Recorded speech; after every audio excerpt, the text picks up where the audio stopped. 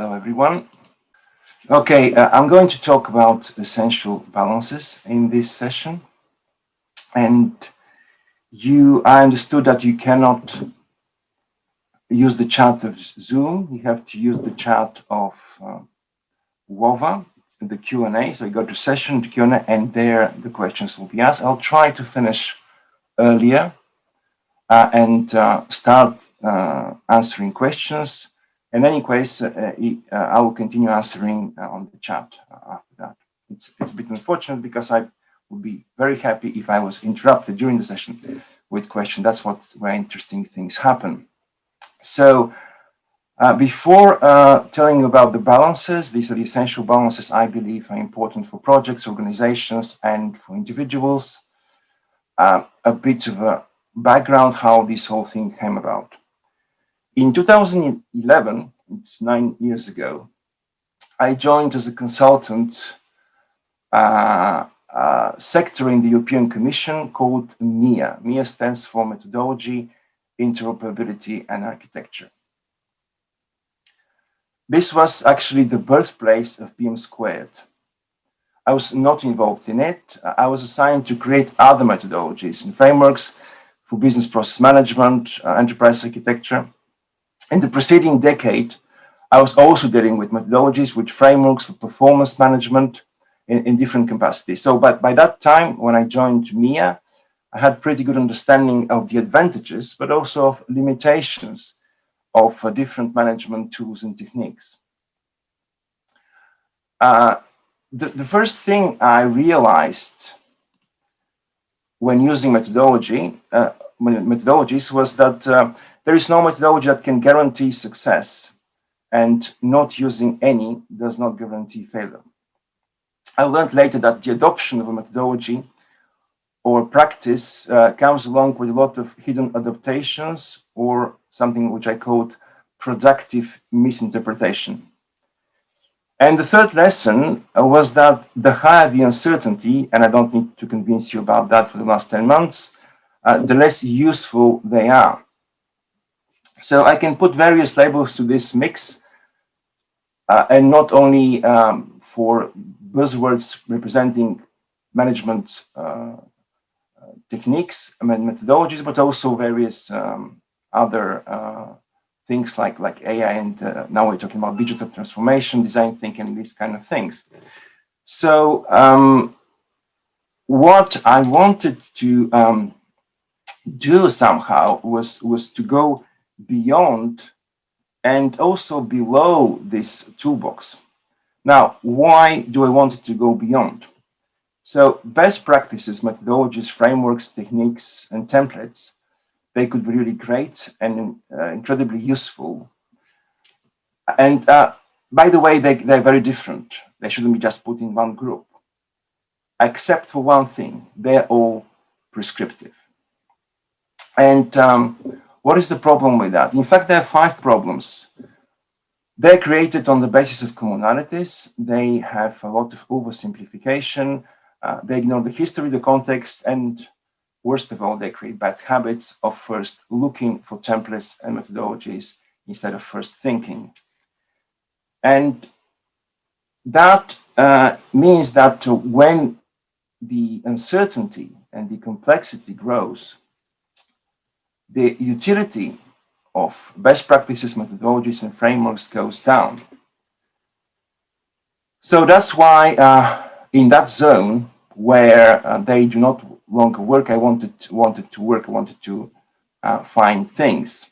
But also, I was looking for something deeper and universal that's equally valid for, of course, projects, but also other kinds of organizations. Projects themselves are mini organizations, but also the enterprises they're part of, and outside the market, the society, but also at the individual level for people. But this should also work for organisms, and not only for organisms, but also for ecosystems. So basically, that was the quest, and like other things, World Wide Web, the iPhone, it was born out of frustration. Now, in this session, what we are going to do is just scratch the surface. If you want to go deeper, I would suggest you check out the book that explains it in more detail. And if this thing, what I'm going to talk about, is not a methodology and not a framework, then what it is, I'll try to show you with the following example. So now have a look at this picture for a moment.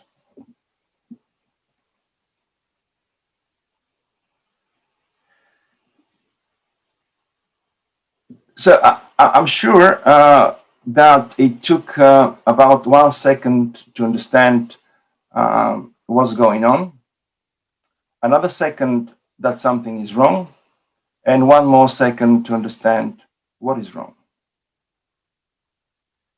Unfortunately, that's not the case with other things around in our organizations, in our projects. There are things that can go unnoticed for years. We can not understand what's going on, and that something is wrong. And actually, if we reach that, it will be too late to understand and fix what's wrong. That's why it's all a matter of seeing better first, and then having the right thinking habits. And because it's about seeing, that's why I think the tool I'm offering is like a pair of glasses or several pairs of glasses. Now, why glasses and not lens?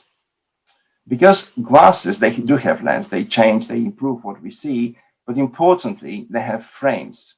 The frames should be a constant reminder that every perspective has limitations.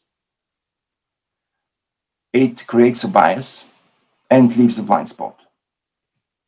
The third reason I prefer glasses is that they're made to fit. They would not fit another person. For sure, they would not fit a cat, although the internet is full of pictures trying to disprove that. With these glasses, we are going to see our organizations. And of course, now it's a bit strange to have an office, a symbol of organization when we all work from home. But anyway, and doing that, we see three different balances that are that happen at different levels, different scales, and they're in balance when organizations work and perform well, and not when organizations are not. One is the balance between autonomy and cohesion. The second is between stability and diversity. And the third is between exploration and exploitation. So starting with the first, autonomy and cohesion. So one of my hobbies is sailing. And once I found what I would say the shortest manual for sailboat maintenance, we just said, well, check if something moves. If it moves, but shouldn't, just use the hesitate. If it should move, but it doesn't move, then use lubricant. So that's in a sense what it is. Of course, it's much more complicated when it comes to organizations, and let me try to explain that with a very simple, trivial case. So imagine one day you go to work, and you just see your plan, and you find out that you have 9 tasks. From these 9 tasks, there are 6 you know well how to do, and 3 you don't know, but you know that you have enough time to find out, to find a solution, to apply it, and so on. But that's in a perfect world. In the real world, there is the boss. So what comes right after is, in the beginning of a day, a requirement for a new report, an expected meeting that is just coming with a short notice, and one rule that will not allow to apply one of the solutions that you thought was clear for one of the tasks that you had. And so coming with the beginning of the day, 9 tasks, 6 that know how to solve, and for 3 enough time to solve, you end up with 8 things to do and 4 to solve and do. That is the increase based on this organizational phenomenon. And it boils down to 3 things, I believe, to capacity, decisions, and adaptability. So the capacity issue is that there are various demands and constraints. There are things coming from the environment that were translated somehow through a chain to your tasks. There are internal constraints coming from the culture and from different things from the organization, and of course, your own demands and constraints. And there is the problem of decisions. When organizations are small, people have similar experience. They have equal exposure to the consequences of their actions. They have short feedback loop. But when they grow, things change. You could say that the distance between thinkers and doers widens. So in a way, small organizations are like leopards. They're agile, they're fast, while big organizations, they are like they are more like giraffes. They have a small head, high above, far from where the action is. So that's actually creates a lot of problems with the way decisions are made. But also there is an opportunity, and it is that this head actually can see above the trees. So for leaders, knowing is just as important as intelligently managing their ignorance in that case. And the third is adaptability. This urge to control is coming from the sense of responsibility, insufficient feedback, mistrust. It brings high involvement. But this to extreme can also bring micromanagement, and this high involvement actually increases the mistrust. Micromanagement gives less time for actual management, and of course, both high involvement and less time for actual management bring more situations for which the team is not prepared. So, in short, limiting autonomy harms both short and long-term adaptivity. And of course, then what happens when there is too much autonomy? Now, that's bad as well.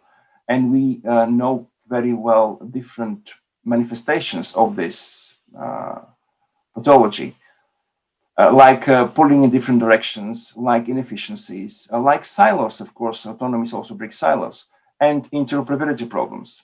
At the extreme, the organization can simply disintegrate. So we need cohesion.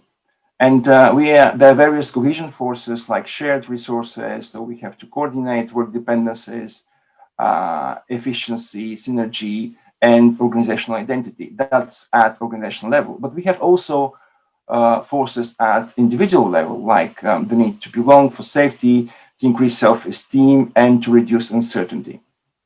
All these bring higher cohesion. And we use also tools to achieve that.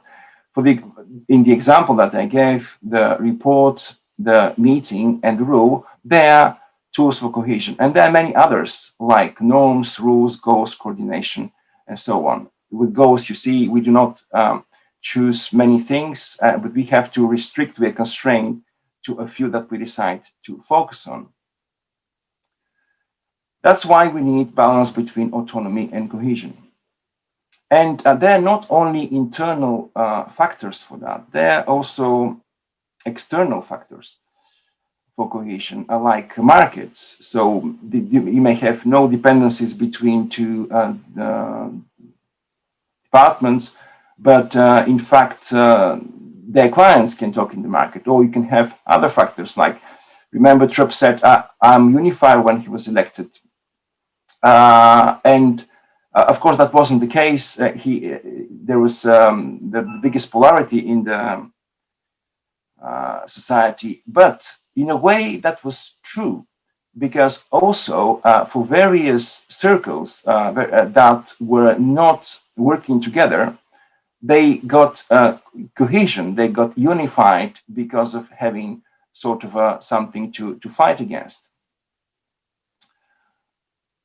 And importantly, this balance does not work at one level. It's like a fractal. It works at various levels, and it should be kept at every level. Like, for example, I have seen situations with the organizational unit having very good autonomy and cohesion, but at the higher level, for example, the manager is not allowed to hire and fire, and you have this problem with actually distorted balance. Or a good example is also the agile movement. Agile is great, but agile is creating local optimum normally. And in fact, you can have very good autonomy and cohesion at the team or project level, but at the expense of the corporate cohesion and agility. And organizations tend to oscillate between centralization and decentralization, not understanding the actual work of balance.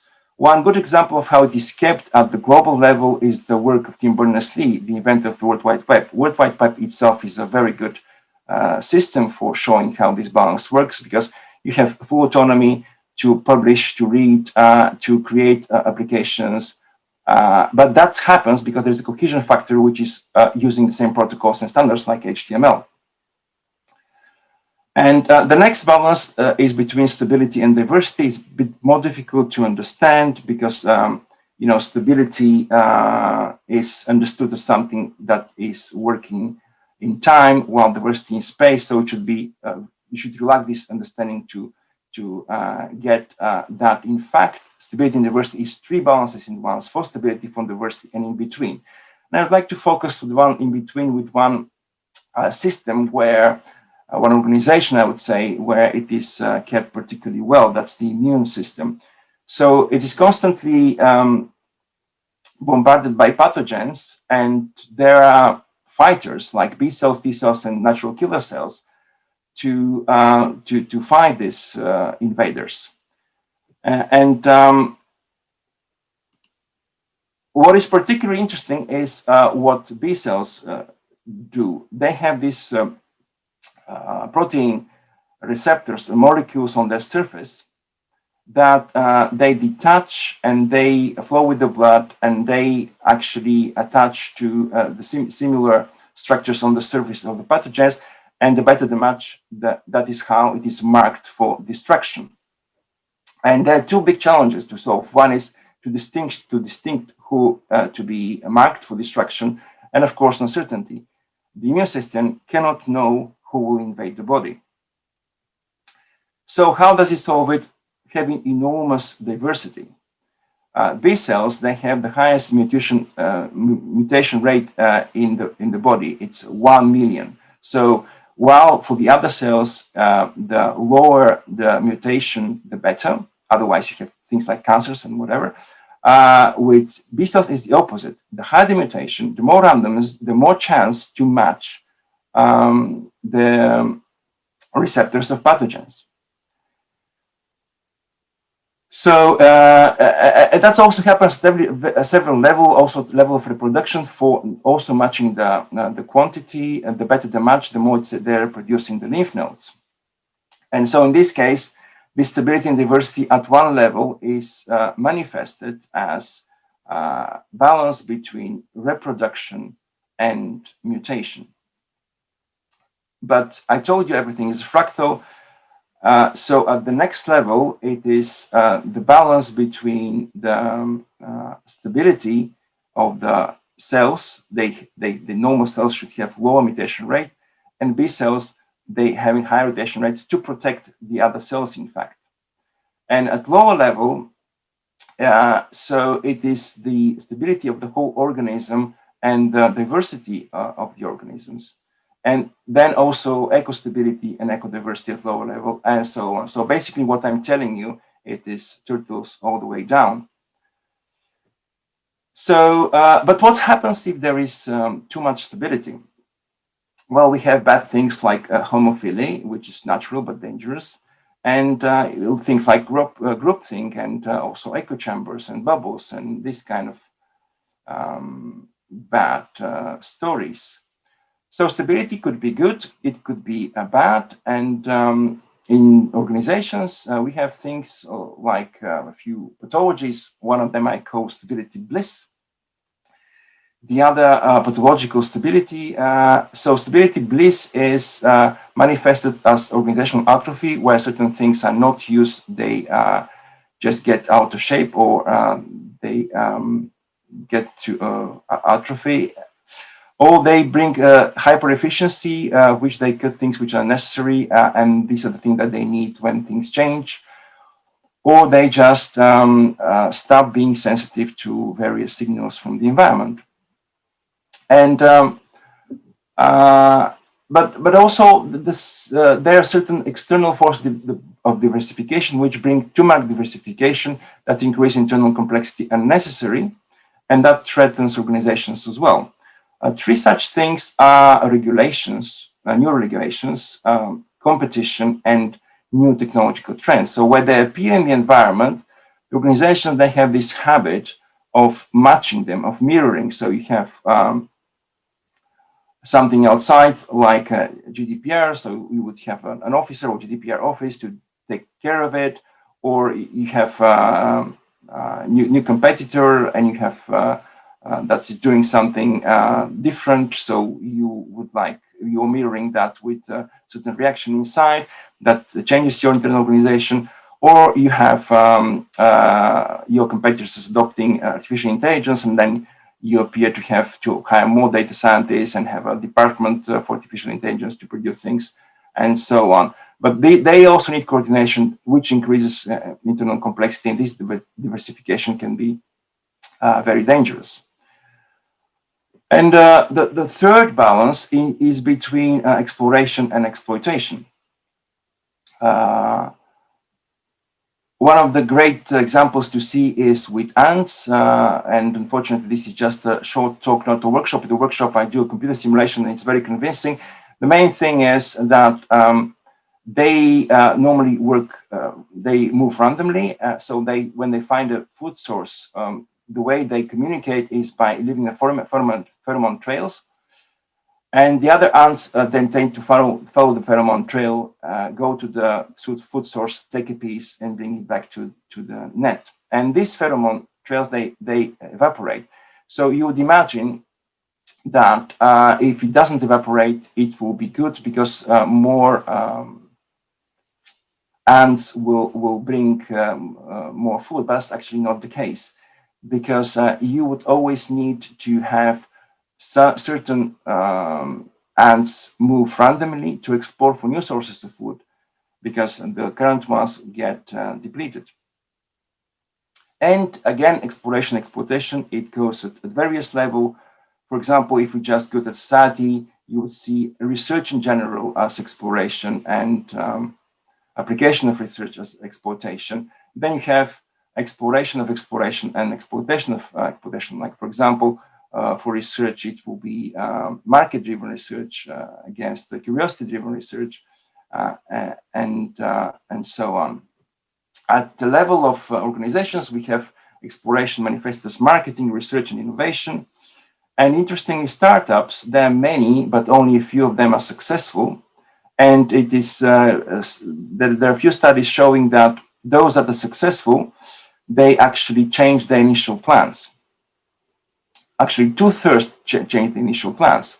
So you can see that startups are like a way of the market to explore and exploit, to keep the balance between exploration and exploitation. You see the fact that there are many and they have certain institutional funds is the exploration, but the actual exploitation happens with those that are successful and those that have changed the plans to fit what they learned during the first steps. And so we have two different levels of exploration. That is even more easy to see in things like Twitter and application markets, where exploration and exploitation follow a very short cycle, or actually even they go in parallel. And the main thing to understand for exploration and exploitation, while exploitation can be managed, exploration can be enabled. And it can be enabled by lifting constraints, and then you put them back to exploit. So basically, these three balances that they are somehow related, and there is a way to see them also as one. For example, in the situations that you go out in the morning, you go to work, and just things that happen around, they look trivial, but with these glasses, you can see them in a way that you learn how the balances work in a very situation. Or if you see children play, what they do is they all the time keep these three balances to keep the play, the make-believe play in the fun zone.